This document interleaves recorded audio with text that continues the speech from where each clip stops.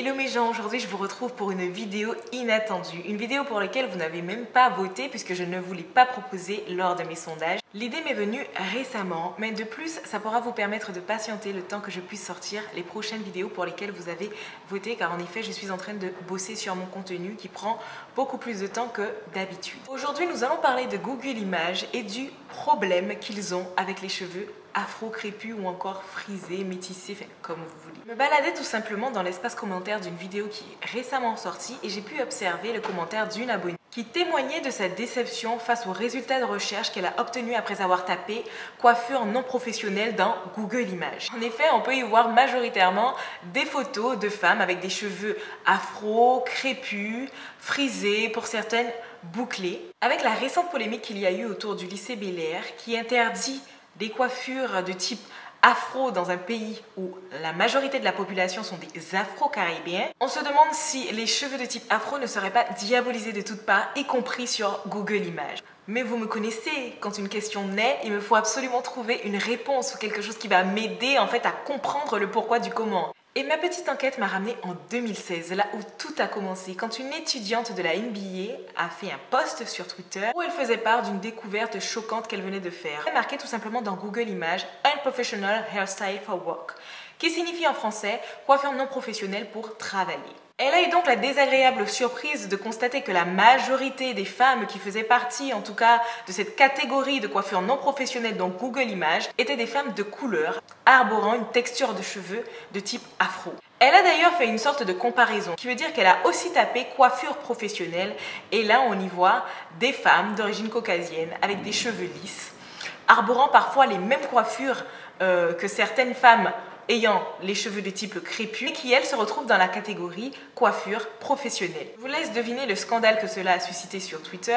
D'ailleurs, le tweet de cette jeune fille a été repartagé des milliers de fois en 24 heures, plus de 6200 partages, ce qui clairement a fait scandale. J'ai voulu retenter l'expérience en 2019 et j'ai donc tapé coiffure non professionnelle sur Google Images et je me retrouve face au même schéma. Tout ceci a fait naître chez moi deux questions. Pourquoi quand on tape sur Google Images coiffure non professionnelle, majoritairement, on constate que c'est la femme qui serait concernée? Et pourquoi 3 ans plus tard, après un scandale qui vise directement Google Images, pourquoi rien n'a changé? Pour trouver réponse à ma question, j'ai dû remonter un petit peu à la création de Google Images. À une certaine époque, Google était fait que de mots, c'est-à-dire qu'il était impossible de taper un mot et pouvoir avoir une image. Google Images n'existait pas. Ce n'est qu'en l'an 2000 que Google Images fit son apparition, suite à une forte demande soudaine des utilisateurs de Google qui voulaient voir la fameuse robe verte au décolleté infini que portait J.Lo au Grammys. Maintenant, quand tu tapes un mot dans Google, tu peux y trouver une image, tu peux même y trouver d'autres suggestions par rapport au mot que tu as tapé. Tout cela est possible grâce à un algorithme, à des mots-clés. Qui a créé Google? C'est bien un humain.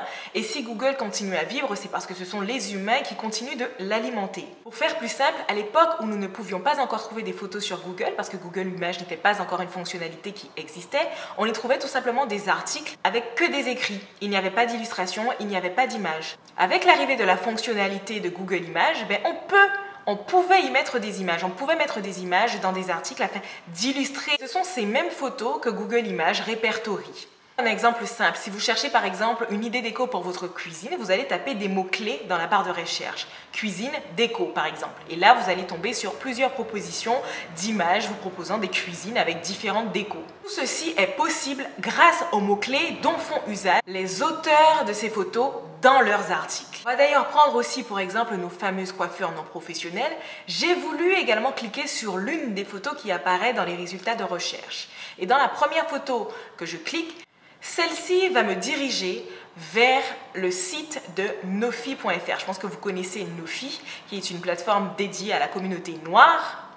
Et donc à la photo en question est associé l'article de Nofi. Cet article, de quoi il parle? Il parle tout simplement des discriminations que subissent justement les cheveux de type afro dans le domaine professionnel. Dans leur article, on va donc retrouver la photo sur laquelle on vient de cliquer, mais on va également trouver les mots-clés tels que cheveux crépus et non professionnels. Il en est de même pour toutes les autres photos sur lesquelles j'ai cliqué. Elles sont toutes associé au même style d'article, si je peux dire ça comme ça, qui était là pour dénoncer un fait qui est la discrimination des cheveux afro dans le domaine professionnel. Tous ces articles, on va toujours retrouver des femmes de couleur arborant des cheveux de coiffure afro pour pouvoir illustrer les propos que l'on retrouve dans ces articles et notamment les mots-clés qui sont cheveux crépus, frisés, bouclés, associés aux mots non professionnels. Et donc Google Images, quand vous allez arriver et taper cheveux non professionnels sur Google Images, il va répertorier la photo de tous ces articles dans lesquels on retrouve ces mêmes mots-clés. En effet, toutes les photos que l'on retrouve dans Google Images viennent d'articles. Tout simplement, viennent d'articles rédigés par des personnes qui peuvent être moi, vous ou encore des sites tels que nofi.fr. Et ce sont ces mêmes photos que Google va prendre et va répertorier dans la catégorie Google Images. Vous l'aurez compris, plus un sujet est exploité avec un certain type de mots-clés et puis il y a de chances que les photos qu'il illustre remontent dans les résultats de recherche de Google Images. Si par exemple des femmes d'origine caucasienne faisaient des articles concernant une certaine discrimination qu'ils pouvaient vivre par rapport à leurs cheveux, ils se seraient également retrouvés dans cette même catégorie. Sauf que les personnes aux cheveux lisses ne sont que très peu, voire pas du tout, confrontées à ce type de discrimination et donc il n'y a pas d'article à ce propos. Je vais vous prendre pour exemple l'algorithme de YouTube. Quand vous allez taper femme noire moche dans la barre de recherche de YouTube, vous allez majoritairement tomber que sur des vidéos ayant des vignettes avec des femmes noires et des intitulés femmes noires moche. S'il est possible d'avoir ces résultats, c'est bien parce qu'il y a eu des personnes qui ont fait des vidéos et qui ont intitulé leurs vidéos femmes noires moches pour permettre à YouTube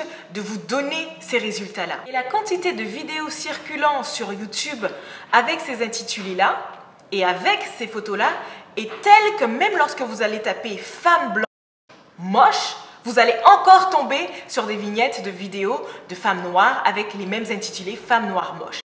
Pourquoi? Parce qu'il y a majoritairement des vidéos de femmes noires parlant de femmes noires moches plutôt que des vidéos de femmes blanches parlant de femmes blanches moches. Les algorithmes ne nous mettraient-ils pas face à nos propres préjugés au final? C'est aussi pour cette raison que quand vous allez taper femme facile dans Google Images, vous allez tomber majoritairement sur des photos de femmes d'origine caucasienne. Ce que je retiens de tout cela est que nous accentuons ces préjugés en faisant usage des mêmes termes rabaissants, discriminants dont font usage nos détracteurs. Si nous utilisions des termes qui les contrediraient, nous aurions des résultats de recherche beaucoup plus différents. Si à la place, par exemple, au lieu de mettre dans l'intitulé de nos vidéos les femmes noires les plus moches, on mettait les femmes noires les plus belles, quand on taperait femmes noires moches, on n'aurait pas autant de résultats, on n'aurait pas autant de femmes noires exposées et associées au mot moche. Pour moi, en tant qu'individu, nous n'avons absolument rien à prouver à personne en ce qui concerne notre beauté.